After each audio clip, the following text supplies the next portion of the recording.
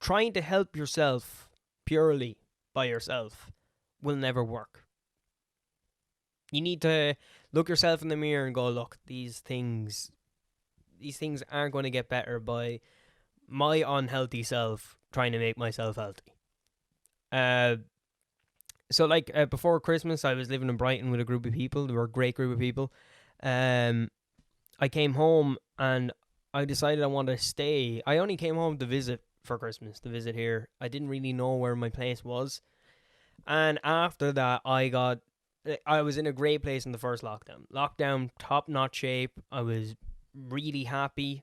I was going to the gym,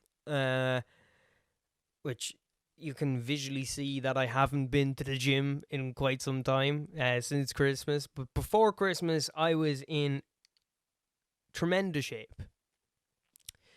And when I came home, I was like, I failed going out living by myself, so I would have considered it a failure.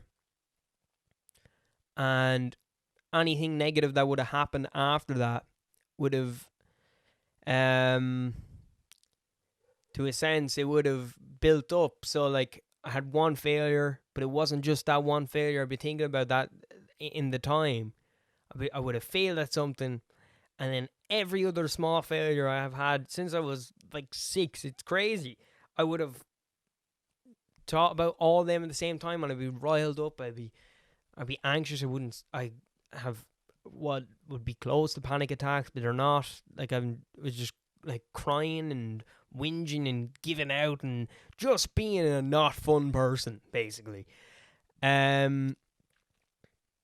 So I knew I needed to get help, and I got diagnosed with depression, anxiety, and non-cognitive thought.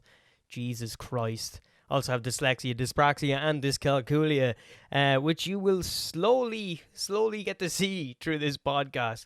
I got diagnosed with those 3, and with the depression and the anxiety, I actually didn't think I was that anxious, but in retrospect, it actually makes sense because I'd be terrified to talk to new people and make new friends and stuff like that. Like, I'd be a very type of cliquey person. Like, I would get in with a clique, and I wouldn't want to go outside that clique, even though I've done things like gay stupid shit, like sing in front of the school and a load of bullshit like that.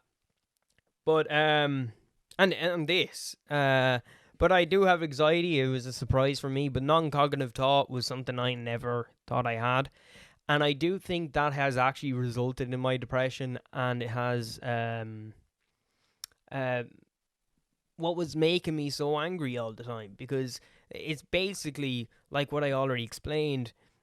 You can't, when you come across one failure, it's not just that failure in front of you. It's every other failure you've had that you've had not addressed yet. And I do think that a lot of people would benefit from going to therapy and seeing a therapist and getting answers for their problems, because yeah, you can try and help yourself. You can try, but you will never get answers for your problems that you can't see yet. And I couldn't see mine, and there were times where I had suicidal thoughts, but I would never. Once they start, they were just thoughts. Like, everyone has thoughts like that, right?